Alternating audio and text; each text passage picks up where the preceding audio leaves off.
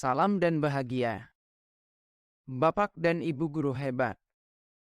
Saya Kartono beserta dengan anggota kelompok saya akan menyampaikan tugas ruang kolaborasi tentang menganalisis skenario pembelajaran berdiferensiasi kelas SD. Berikut skenario pembelajaran berdiferensiasi kelas SD.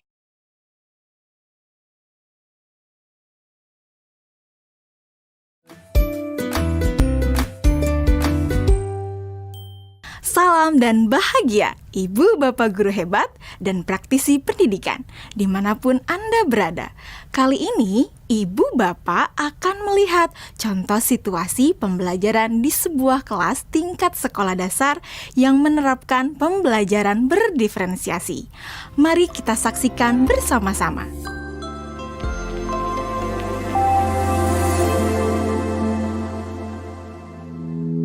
Organ tubuh manusia. Minggu ini, Pak Kasim ingin mengajar sebuah materi tentang cara kerja salah satu sistem organ tubuh manusia, yaitu sistem pencernaan. Adapun tujuan pembelajarannya adalah melalui diskusi kelompok dan penugasan mandiri. 1. Murid dapat menjelaskan fungsi organ pencernaan pada manusia. Kedua, murid dapat membuat model dan menunjukkan cara kerja sistem pencernaan manusia. Sebelum pembelajaran dilakukan, biasanya saya akan melihat tujuan pembelajaran atau target apa yang akan saya capai pada hari itu. Setelah itu, saya melihat data atau informasi terkait murid-murid saya untuk menentukan strategi pembelajaran yang tepat dan penilaian yang sesuai.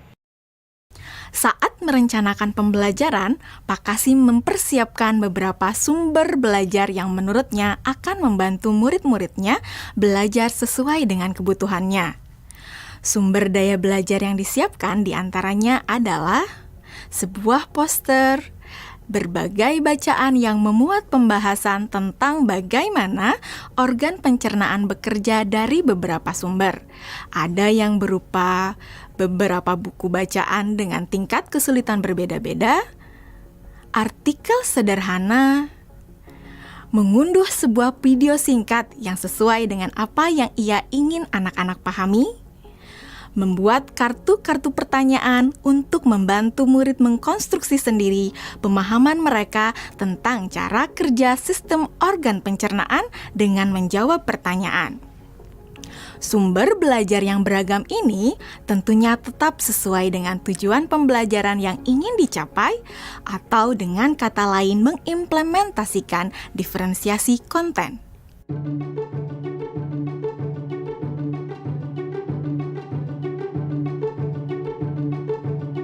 Setelah semua sumber materi yang beragam disiapkan, saya mempersiapkan daftar kegiatan lengkap dengan instruksinya. Misalnya, membaca buku atau artikel dan lain sebagainya, mengamati poster, mendiskusikannya, dan kemudian membuat ringkasan untuk menunjukkan pemahaman tentang isi poster tersebut.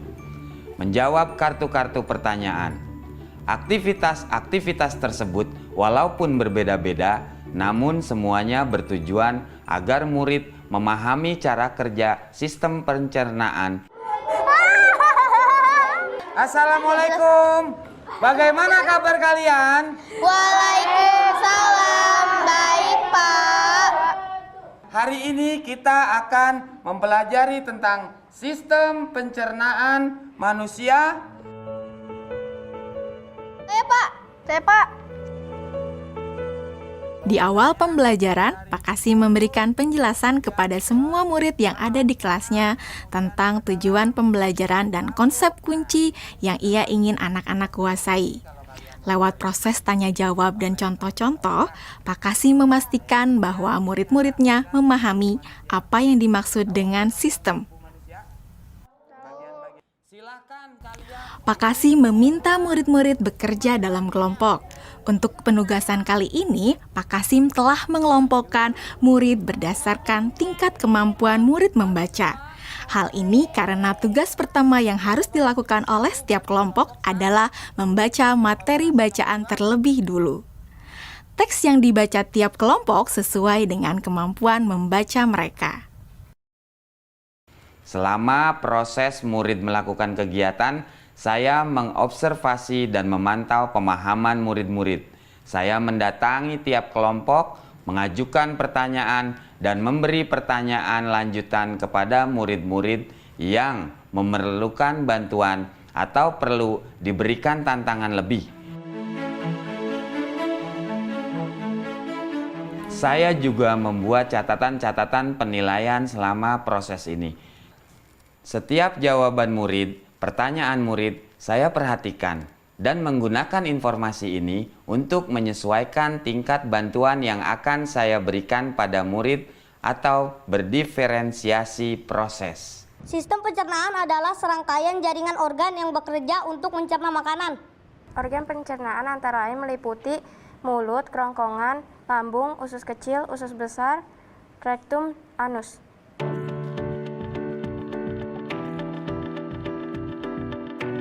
Sekarang silakan membuat model yang menunjukkan sistem kerja pencernaan manusia secara mandiri.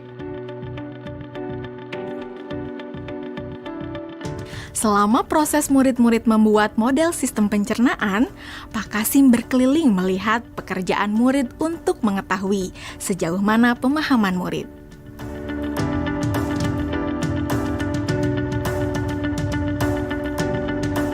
Di akhir pembelajaran, saya melakukan kegiatan refleksi, di mana refleksi tersebut digunakan untuk mengapresiasi murid, untuk mengetahui atau menilai sejauh mana pemahaman murid tentang topik yang sedang dipelajari, untuk mengetahui bagaimana perasaan murid-murid ketika melakukan proses pembelajaran. Akdas, Senang, Pak. Arjuna, Senang, Pak. dan tentunya semua ini dapat menjadi informasi bagi saya untuk mengembangkan proses pembelajaran selanjutnya. Ibu dan Bapak guru hebat, demikian video singkat salah satu contoh penerapan pembelajaran berdiferensiasi di jenjang sekolah dasar. Tetap semangat, Ibu dan Bapak guru hebat. Salam dan bahagia.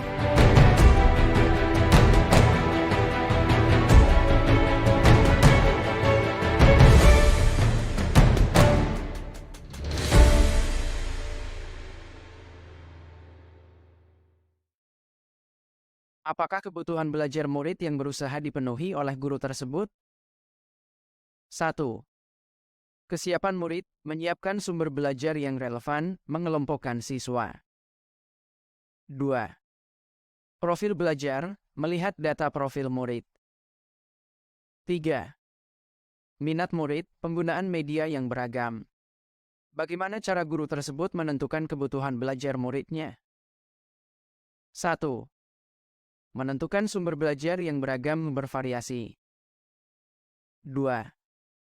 Penugasan yang berbeda. 3. Penilaian berjenjang. Strategi pembelajaran berdiferensiasi apa yang digunakan? Diferensiasi konten. Diferensiasi proses. Diferensiasi produk. Bagaimana guru tersebut melakukan penilaian? Penilaian sikap melalui observasi. Penilaian proyek membuat catatan penilaian selama proses pembelajaran. Penilaian produk membuat model organ pencernaan. Demikian presentasi kelompok kami. Semoga bermanfaat. Salam dan bahagia.